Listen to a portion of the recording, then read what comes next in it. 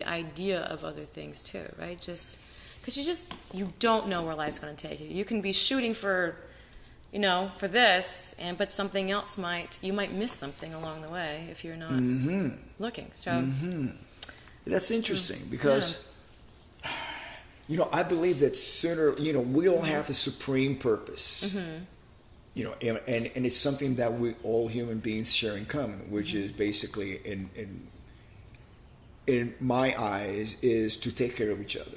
Right. This is how we've been able to survive as a species, humanity. Otherwise, if the first couple that had babies would have eaten the baby, we won't be here. That would be the end. Babies. That would have been the end of humanity. So it was. It must be in our DNA. To you have a baby and you love the baby, you take care of the baby and you feed the baby and you live and die for that baby until the baby becomes a grown up and has babies of their own and so on. Right. So we've been doing this for generations. And to me, that is the supreme purpose. But in between that, there's a journey. I've had the experience that there's been certain opportunities. One of them is when I was first asked to join Ozzy, I was playing with a band that I really enjoyed. And I was committed to it. So when I got that phone call, my gut reaction was to say, no, thank you. I'm already doing something else. Right. Next day, I got a call from Ozzy saying, man, we've been trying all these bass players and Randy keeps saying that you're the guy. By then, I had thought about it and said, what a stupid thing that I do. Yeah. So by then, Don't turn down Ozzy. Yeah, so I looked at it and said, like, I'm supposed to be doing this, right? Right. Whitesnake, the same thing. Whitesnake was the opening band for Quiet Riot in 1984, Collision Critical Tour. And as soon as David was putting a new band together in 1985, Tommy Aldridge and we got the call to do it. And there were certain elements going on within the band that we didn't feel it was the right time. Well, 2 years later, we got asked again because we were supposed to be doing that. Right. And I got the phone call to join Dio while I was touring with Yngwie Malmsteen to go in and participate in the recording of Master of the Moon. Right. And what happened was that I wasn't about to walk away from the Yngwie Malmsteen tour. Right. So I told Ronnie's manager, Wendy Dio, that I had to finish the tour, but after I was done, if they still wanted me in the band, I would love to play with Ronnie, of course. Right. So it did happen. So Yeah. I was supposed to do that. Yeah. So I've learned in life, there's certain things that even though you might turn it down at some point, there's a specific destiny, a journey that you must go through. Right. And like you mentioned, there were certain things that happened to you. Right. Well, I'm still on the journey. We all are until the end. We're still on the journey.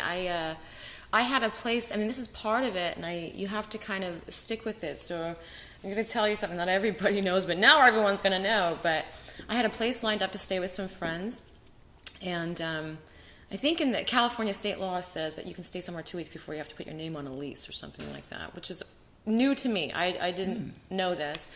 So I was only there a week, and so there was a tenant in the building who made the false claim that I was subletting, which wasn't true, but management had kicked me out, and I'm like, wow. And I was actually just filling out paperwork to actually get one of their empty units. But when they did that, I'm like, I'm not renting here. You guys are crazy. But and so in this industry, I mean, I've been in now. Sometimes I just stay with friends. I kind of hop around, but I've slept in my car. I've slept in cars, like going over to gigs. You have to sort of keep your eye on the prize. If you really believe in something, then I did that. I did that. That's the only way to make it. Yeah. I call it burning the ship. Yeah. The ship that brings you here. Yeah, you burn it. There's no going back. You can't going back. There's right. no going back. Well, I've had people call me like, "Are you okay? Well, you should come back to Tulsa. Like there's a house here for you," and blah blah blah. And I'm like, no. I'm keeping my eye. Good for you. On this, I don't care if I have to sleep in my car for another month. There's no plan B. No, I don't want a plan B. No, I don't. And I think you really do. You can't have a plan B. or else you'll give yourself maybe a time frame, like 3 months, 6 months, whatever it is, that time frame you'll give yourself.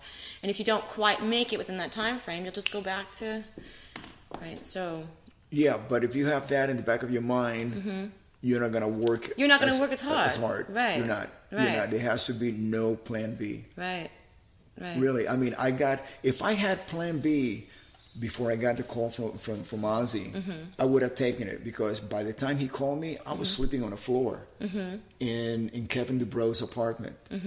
On the floor, not a mattress. We're talking, there was a carpeting and a sheet. Yeah. I was sleeping on the floor.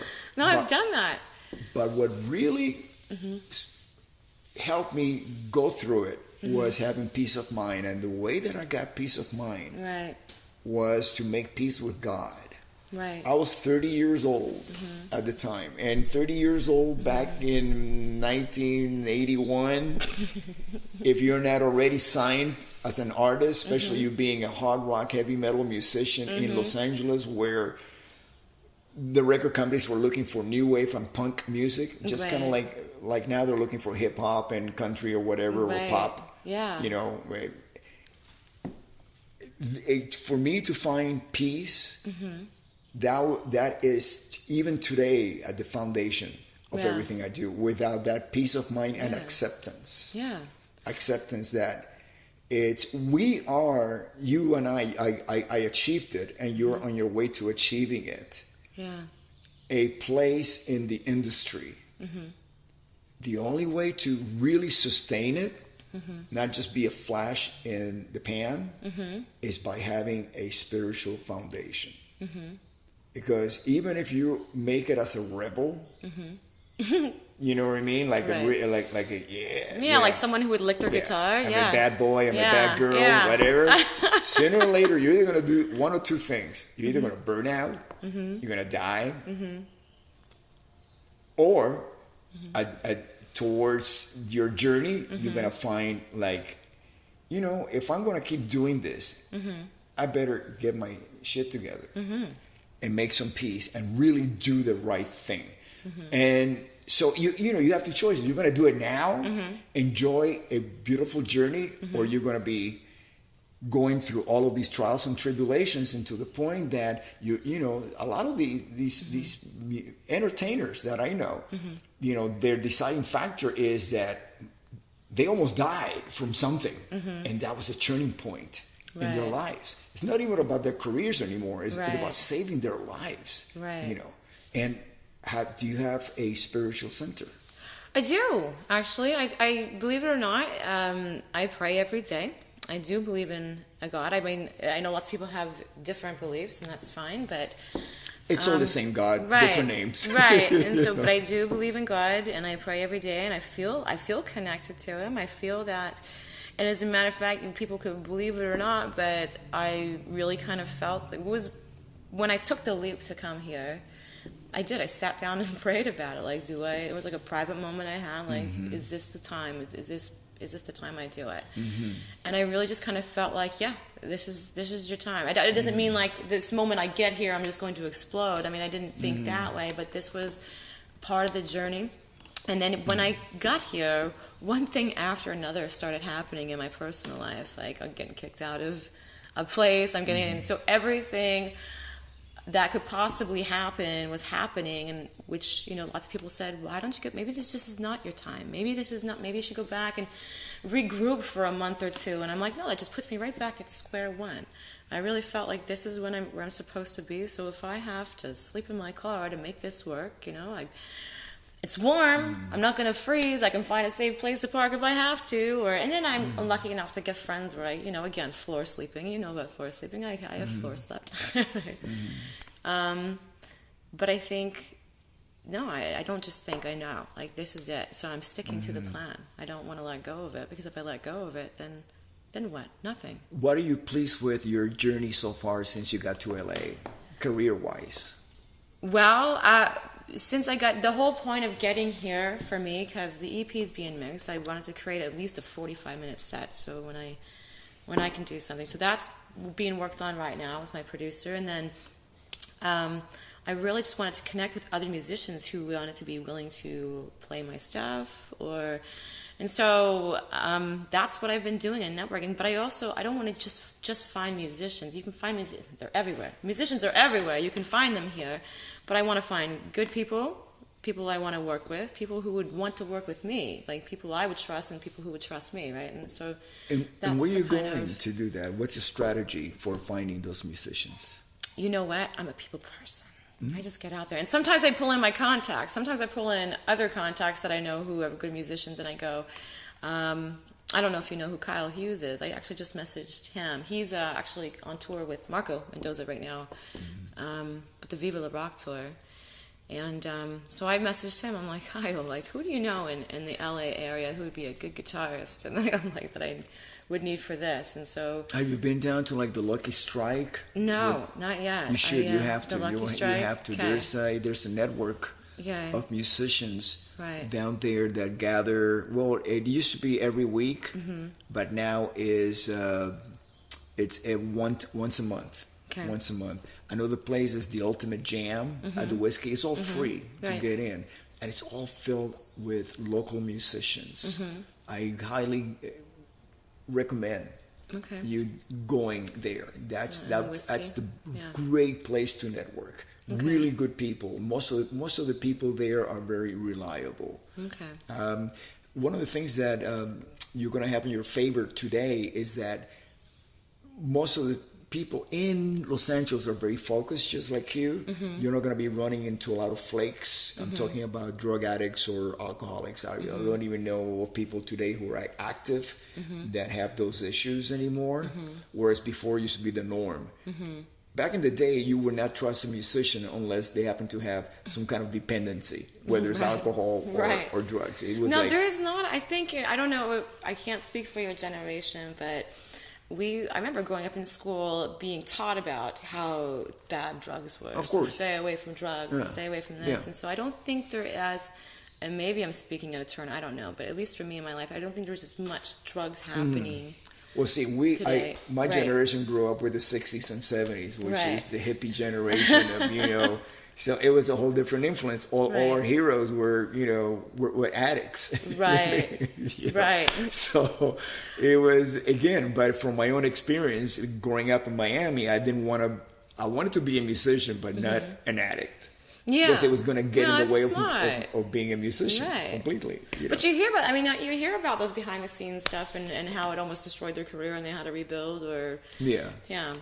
But a lot of, well, I wouldn't say that your heroes were my heroes, but a lot of the 80s, which my mom was a teenager in the 80s, she made me listen to all of her music, and I'm going to write that woman a big thank you letter because I love that generation. But so when I think, even there was a lot of going on in the 80s, so even my heroes, some of them were drug addicts, and I go, oh, how? But I also find it really heroic that someone could go through that and then clean up. If they get to live long enough to clean up. Right. Because I think that's kind of inspiring. I'm not suggesting everybody go through that and then clean up, but that's an interesting way of looking at it because I have a whole different outlook on such individuals because sometimes I think of it as sad that it happened because they happen to be so talented, but they have. You being a psychologist, you're studying it. The reason why they get into drugs is because these are very fragile individuals. Right. They hurt very easy. Right. So whatever it might be, alcohol or drugs, just puts a shield between reality and who they are, so they feel protected, or they feel like they can be somebody else. Right. Or they just don't want to feel at all. Yeah. They're numb. Yeah, exactly. So there, to me, I cannot really tell you of a case that I know that it was a good thing for that individual to be a cokehead or a drunk. Yeah, I don't think there is a really good case for it. And I don't think anyone gets involved in drugs thinking that this is going to be, I can't wait, I'm set the goal high, I'm going to move from weed to like coke to meth. I mean, I don't think anyone sets out for that plan, but it's like a snowball effect for a lot of things. But I do find it inspiring that people, if they have that kind of addiction,